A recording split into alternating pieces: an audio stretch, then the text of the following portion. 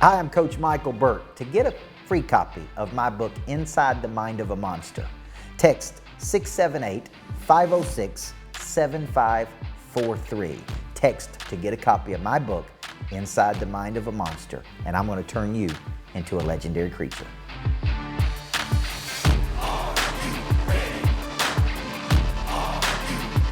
Especially right now in COVID-19. We all had to pivot. We're continue to pivot. We're not sure what the new world's going to look like. And you need to be surrounded by people that are going to think differently and think big picture, but also drive and execute. And that's what an intrapreneur does. Mm-hmm. So when you think about it, I mean, I even think about laying people off, RJ, during this period. I'm not going to lay somebody off that helps produce money for the company. I'm not going to lay somebody off that has a creative excitement. I'm not going to lay somebody off. And as you're talking, I'm thinking of a guy that was the number 2 guy of a bank, $2.2 billion bank that hired me many years ago. He was the right-hand man. He was an intrapreneur. He thought like an entrepreneur, right? The owner of the bank saw the mortgage boom and put him over in charge of the mortgage division. They grew that division to $6 billion. He became 24% of the bank's revenue. And that dude probably makes millions of dollars working within that structure. He's heavily incentivized on top line, on sales, right, and growth. And he didn't have to own the bank. He didn't. Right. There's really, I call that there's 2 employees in every company. There's a functional who lets team members set the standard. And then there's a vital. That vital employee is the one that raises the standards. They're high value, high return. And when people had to go through this process during COVID-19 and making very difficult decisions to either keep people or let people go, where would you want to have been at that time? You wanted to be viewed as that vital employee. And to the same respect, vital employees are always asked to do more and more. And with that comes compensation. With that comes title. With that comes experiences that you can leverage. The same thing. When I arrived here at Unified Equipment Finance, the business, we were actually losing money. Now we are 25% of the overall bank's earning in 5 short years. Nice. But the value that you bring, now I just didn't do that myself. It's having a great team and being surrounded by great people that have that same type of mindset. But it starts with the culture of being an entrepreneur and allowing that culture within the company. If you just want to be a seat warmer and a functional employee, that's fine. That's okay. Companies do need those, but you're never going to go to that next step. And I always love this, Coach.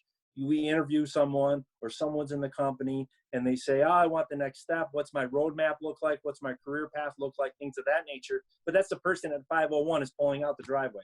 That's the person who pulls in at 9:01. That's the person that takes an hour lunch, and they make sure they use all their discretionary time every single year. Yeah. Yeah.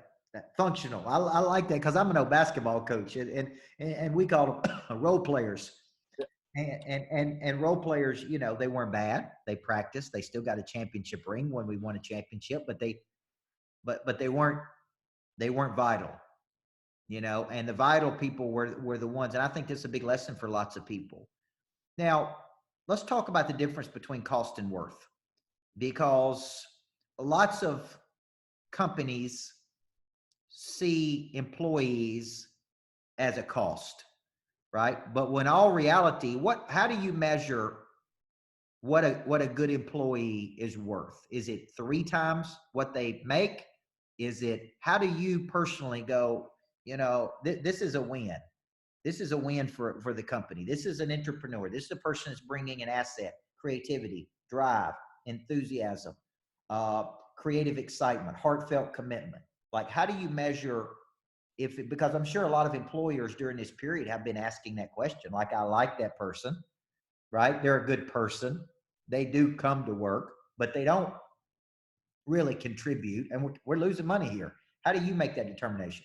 Yeah, I think there's several variables that go into that equation. It's just not 1 or 2, because it's easy on the sales part of the business. It's revenue, right? The revenue is being generated by a salesperson. And then there's other areas of the business you can measure that on. But I think that it's all the above. And it's really what type of return are they giving for their efforts? Are they a high value employee or high value team member that's always giving you a great return And in essence, we know that we have to do less with more, right? We have to do more with less. So we're going to downsize or right size. So the people that are left are going to be asked to do more than more. So that's the first piece of the evaluation. Are they going to be able to go to the next level? Are they going to be able to go at a faster speed and do more work or take on more responsibilities? And a lot of times people get to a spot and they're capped out. They're not going to take on more. They don't have the bandwidth, or they're just not willing to do it. But if you have that vital employee, you know they want more. They want to take on more. They want to help the business succeed. They want to help themselves. And they're, at the end of the day, they're driven like this outside of work. There's no work-life balance. It's integration between the two.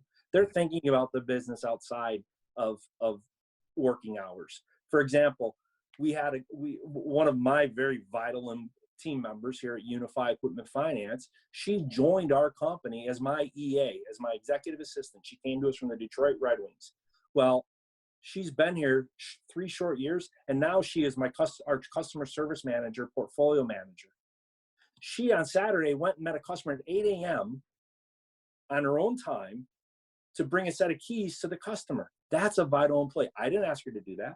Right. She just took ownership of it and said, this is what I'm doing. And she did that when she came in as my EA, hands down the best EA I've ever had. Hands down.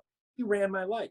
She did everything for me. And then when the director of credit and portfolio came to me and said, I know you're going to say no, but I think that Julie would be a perfect person for this role. What are your thoughts? First of all, I never hold anyone back from a career opportunity if they want that. And two, if it's going to make our organization stronger as a whole, why would I say no? It's very similar to you coaching basketball. If a guy's running or a girl's running a point guard, but they're better as a 2-shooter, well, let's move them to 2 and find a different point guard. Well, she was a better leader, and her passion and her accountability and always asking why. And that's the big thing of being an intrapreneur. You're always asking why. Is this the best way to do it? Is there a better way to do it? Not saying that it's right or wrong, that it's not personal, but you're always evaluating it. You're always looking at it, because we all know there's better ways. And at Unify, we've been in business since 1978 for 40 years. So there's a lot of things that we've done the same way for a long, long, long time. And as we all know, when you're inside the jar, you can't see the label. Well, what Julie brought to that was she was outside looking at the label and saying, why don't we do it like this? Or what about that? And it's an ownership mentality at her job. And since then, Julie has bought a house, bought a condo, is upgraded her lifestyle tremendously. She's earned every single piece of her success. A piece of her success because she had that mindset. So do we teach that mindset, or do we hire that mindset? We hire that mindset. That's a mindset. That's a mindset that you want to be when you're interviewing. I look for that mindset. Now, within reason, we can't have 20 people that have this mindset, because you just have a culture of everyone being a point guard and no one scoring, or no one's down low rebounding. So you have to be selective. But when you find those people that have that mindset, hire them, keep them, retain them. Now, Julie's probably going to be asking for a raise now after this, after her. In fact, she's absolutely is amazing. And there's several people within our company that are like that. You know, I'm just using her as an example because she started during the interview process. We actually talked for a year before I hired her. Yeah. She stayed in touch with me, and she reached out to me, and she was always going above and beyond. So even though maybe for heaven's sake, maybe if I didn't hire her, she'd have been the first one I thought of if someone else needed an EA or someone else thought it needed a team member. But that's the way she's wired all the time. It's not a turn on, turn off. Well, I'm thinking of this, RJ, because you're on to a big concept. Why don't more people talk about this concept? Is it, I mean, you've been kind of talking about it. I mean, I remember back when we went through person of interest 5, 6, 7 years ago, you were talking about it, right? You were carving out a niche for you. And why don't people talk about this more? Because I would love to have a bunch of these entrepreneurs in my company. Like, I think about the president of my company now. She started running my kids division, right? She was a high school principal, and I noticed how good she was. So then I put her in charge of my top clients. Then she would sit at home on the weekends and send me strategies and tactics on how the company can make more money and save money because she's a math teacher. And I kept going, dang, man, she's impressive. Dang, she's impressive. And I finally said, look, I don't know anything else to do except make you president of the whole thing. Because that's what she is. Like, she eats it, she sleeps it, she drinks it, she breathes it, and she loves it. She's an entrepreneur. So why don't more people talk about this? Because this is what all the people who are employees should be thinking. This is where advancement is. This is how you grow in a company. I believe that the reason it's not talked about, one, it's just a term that's not used in public or used in businesses as much as it should be. In Europe, it is actually. There's a lot of universities actually teach it at a college level, this mindset, and it's a class, as well as there's a lot of ongoing career education. Here in the States, for some reason, because this is just my feeling, I think it's sexier to be the entrepreneur. And that's what's the cool, is to be that entrepreneur versus being the intrapreneur. Because the entrepreneur, you can say, hey, I'm starting my own business, I'm an entrepreneur. What does that really mean? You know, at the end of the day, it probably means you're broke and living with your parents or struggling to make ends meet. Versus saying, having that mindset of being an intrapreneur. And I really believe, firmly believe, and I've been really trying to educate people on this. If you've been, unfortunately, downsized or let go during this time, educate yourself on how to become an intrapreneur. Yes. Add that to your resume. Yeah. Add specific results that you did at your former job. Find a company. You have to find a company that you firmly believe in the company's mission, their vision, the culture, and bring that mindset, add it to your resume with examples. And guess what? I promise you, if you do that, your name will go to the top of the pile. Yeah. Top of the pile, because people, again, are going to be asked to do more with less. Yep. No, I totally agree. I'm digging this. I love this concept. And I think, you know, I'm thinking about when I first started my coaching business, companies would give me a division of the company and say, go grow that division. And my income was predicated by the growth, right? Like, too many times I had a base they gave me, and then if we hit our targets, I got a big bonus.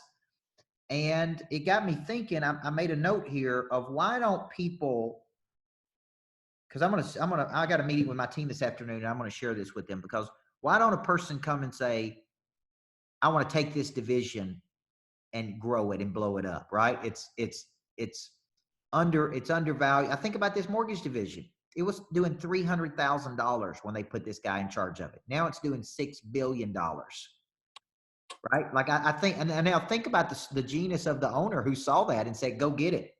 Like if you want it, go get it. And your income is going to be tied to that. I don't know why more employees don't come and say, I want to take this product you have and blow it up, right? I don't understand why they don't think like that.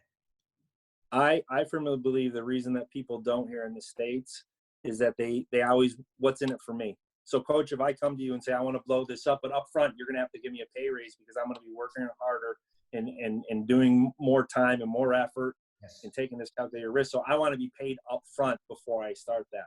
Yes. I never had that mindset. And a matter of fact, back in 08 or 07, I took a role that I was underpaid for the role and responsibilities. But I told my wife, Marianne, it's not about this role. It's about the knowledge and the information that I'm going to learn, that I'm going to be able to use for my next role and my next role. And people don't think like that. They think about today.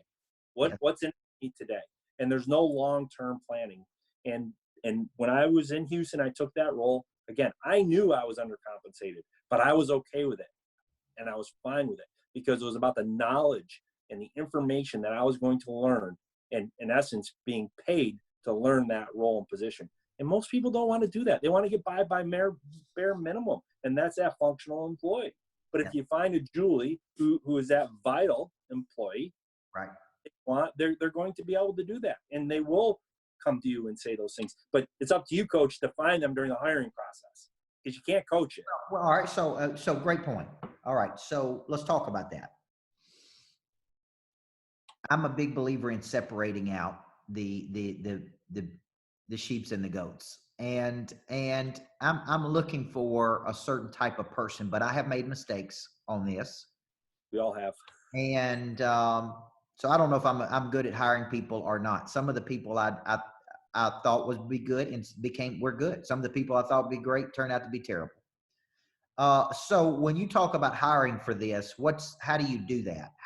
What do you do? We disc profile people. I'm developing a pre-drive assessment tied with my concept on pre-drive in the book I'm writing, which will be able to measure how much pre-drive instinctual ability a person has or fight in them to go get it. How do you do it, RJ? Yeah, I will say, Coach, I'm not an expert when it comes to hiring, and I've had the same challenges. And hiring people is the most difficult thing there is for anyone, myself, yourself, anyone that's making that hiring decision. What I try and do is identify people that have certain traits or characteristics that an intrapreneur brings, and that the first one is they're a life learner. They're always looking to educate. They're always looking to learn. And by that, I ask an interview question of, do you listen to podcasts?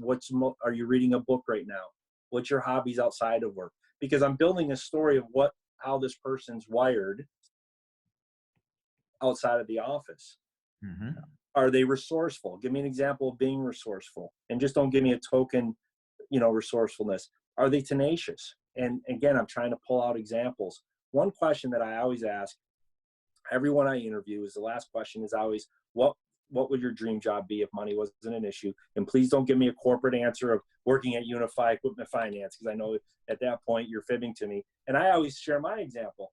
I would say my dream job would be coaching a high-end college or professional sport. It doesn't matter what sport, hockey, baseball, basketball, but coaching and leading and running a sports team. That would be my dream job. Quite honestly, I could have been a gym teacher and a coach or an athletic director. I'm glad I wasn't, because from a monetary perspective, I've been more successful in this aspect, but I'm able to use those attributes.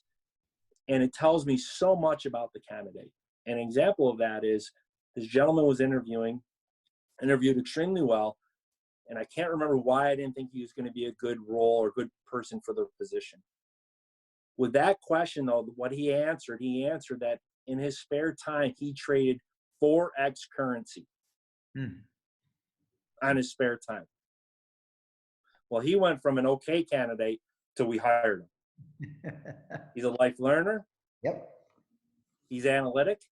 Yep. Likes to take calculated risk. Yep.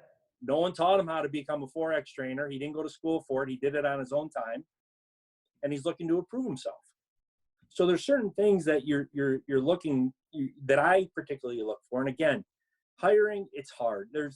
You could read all the books, take classes, everything else. It's the hardest thing there is to do is hire people. Our buddy Matt Monero and I, we talk about this all the time.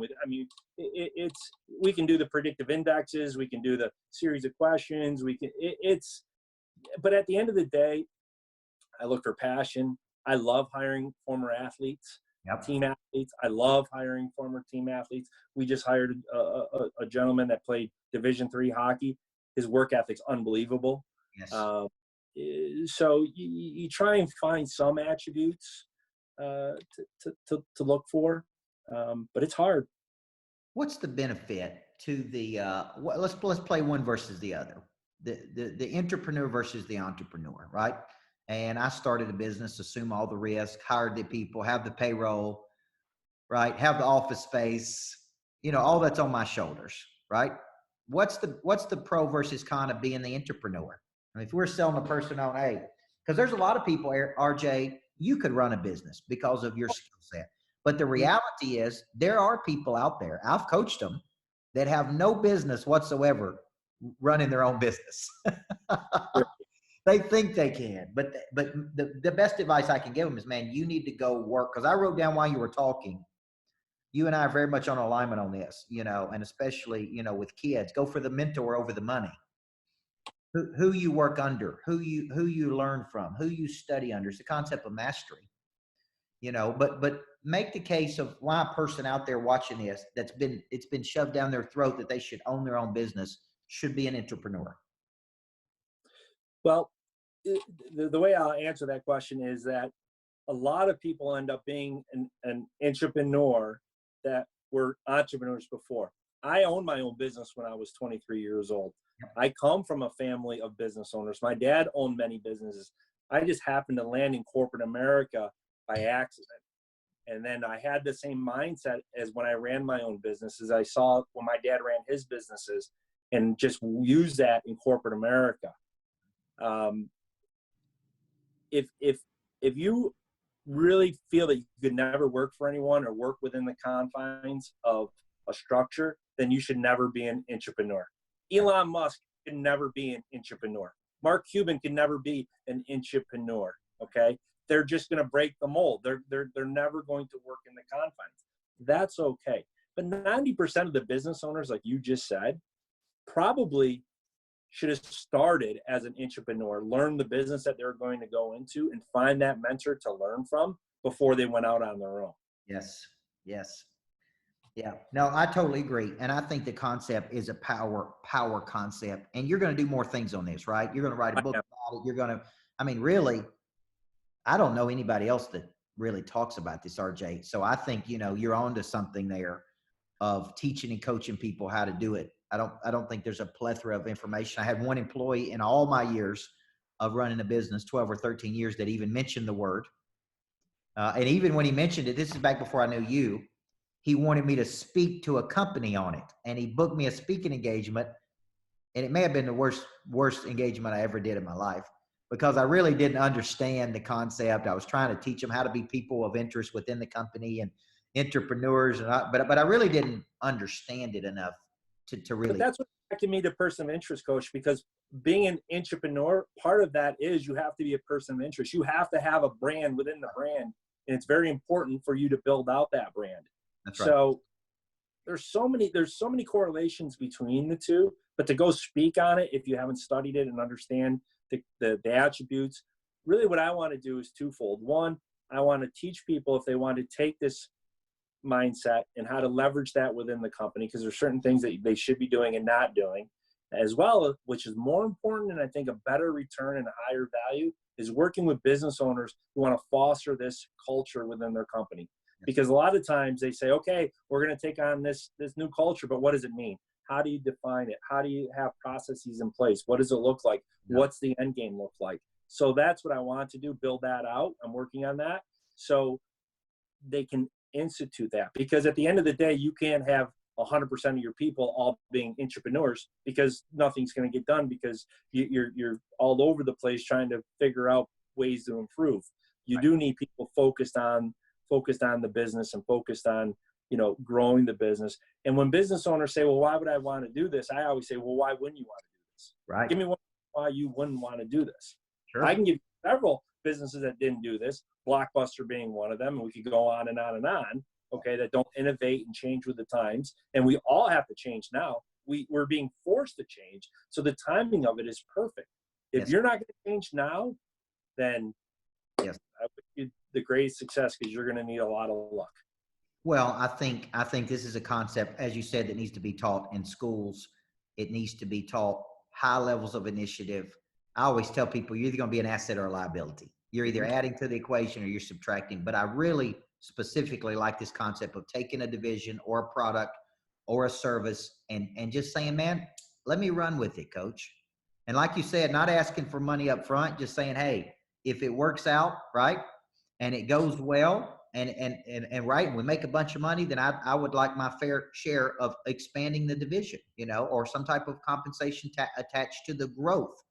And I think if more people took that initiative, I mean, I think about coaching for $2,000 when I was an assistant coach. I didn't want the money. I wanted the experience. And that's what people don't understand is we had a kid that wanted to intern for me. And then he found out it was a non-paid intern position. And he's like, man, I got to get paid. And I'm like, well, you are going to get paid. You're going to work with me every day. You're going to learn how to put big deals together. You're going to learn how to create. That's going to be worth a whole lot more money than I'd be willing to pay you at 19 or 20 years old. The way you're looking at the problem is the problem. Right. So I think we're definitely in line. Go ahead. But unfortunately, you can't fix that. That's something that mindset you can't fix. And you know, the other value of you know, two things. one, it's very critical that the person finds the organization or company that they're aligned with and believes in the mission and believes in the company culture to have this mindset. Yes. Second thing is that as the individual, you have to have the mindset that you might fail. However, it's what you learn during your failures for the next role, for the next opportunity when it presents itself. Yes. Yes. Man, this is good stuff. I could talk to you all day long, big guy. I think you're on to something big. I really, I've liked you ever since we had dinner that night at that hotel. I think it was in Orlando, Florida, right? No, it was Orlando. That's right. I said Jacksonville earlier. It was Orlando. Orlando, yep. And I remember paying $99, I think, to go to that 10X event. And but we got to have dinner that night, and I knew you were a good guy. And over the years, you've come to events, you've had dinner there at my house during Person of Interest, and I'm just excited about reconnecting to you, really, because you're doing big things in the world, and we want to be associated with people of interest like you. And I think this concept is going to blow up, and I think you need to be the one that brings it to the world because you're the one that's out there doing it. So I look forward to working with you on the concept and bringing it to the world, and hopefully seeing you on down the road. Guys, that's RJ Grimshaw. We've been talking about intrapreneur versus entrepreneur. And if you're out there watching this show, there could be people who want to talk to you, RJ. How do you want them to reach out to you? rjgrimshaw.com is my website. You can Google me. I'm on LinkedIn, Twitter. Yeah, I'm easy accessible, but by all means, just zap me a note, rj@rjgrimshaw.com. And if you want to learn more about it or gather more information, let me know. Love to chat with you. You can be an entrepreneur and have your own website, guys. See, this is the thought process. This is going to open some doors because there's so many people who have been sitting at home. Maybe they, like you said, RJ, they've been laid off. They've been downsized. The company's not been driving the revenue, and the way they're thinking about it is wrong. Mm-hmm. They would go to a company and say, let me, like a tiger out of a cage, turn me loose with this division. And if it works, right, then we'll sit down and talk about the compensation. Like I ask people if sometimes I work with people. I told a guy running a $100 million company I spent some time with in Seaside last week. I said, just give me your managers for 90 days. At the end of 90 days, then we'll talk about what it's worth, right? Mm-hmm. Because there's a difference between cost and worth. I am willing to bet my 28 years of experience that after 90 days, these guys are going to be a whole lot better with me coaching them. So too many people think, well, how much are you going to pay me on the front end? They don't think about what you said today. So I hope this hits some people at home. I hope that you got this concept, and I hope that even I'm gonna go right now and go meet with my team about it because I've got a team meeting, and I'm gonna talk about this concept of, hey, who wants to take a division? Who wants to take a product and run with it? Who wants to go do it? So you've inspired something in me, big guy. So thank you for reactivating my prey drive on this. And guys, people of interest doing big things in the world. RJ Grimshaw, intrapreneur. Follow up with him. And thank you guys for joining me today on Person of Interest. Hi, I'm Coach Michael Burt, and the #1 book that I've written over the last couple of years that could help you during these unusual times is a book I wrote called Inside the Mind of a Monster. Now, I want to give you that book. All you have to do is text 678-506-7543. Because when you text that in, I'm going to give you a copy of my book, Inside the Mind of a Monster. And it's going to show you the habits and mindsets of top producers and how they attack every single day versus play defense. Don't you want to play offense? Get this book. I'm giving it to you, and I'm telling you, I'm going to turn you into a legendary creature.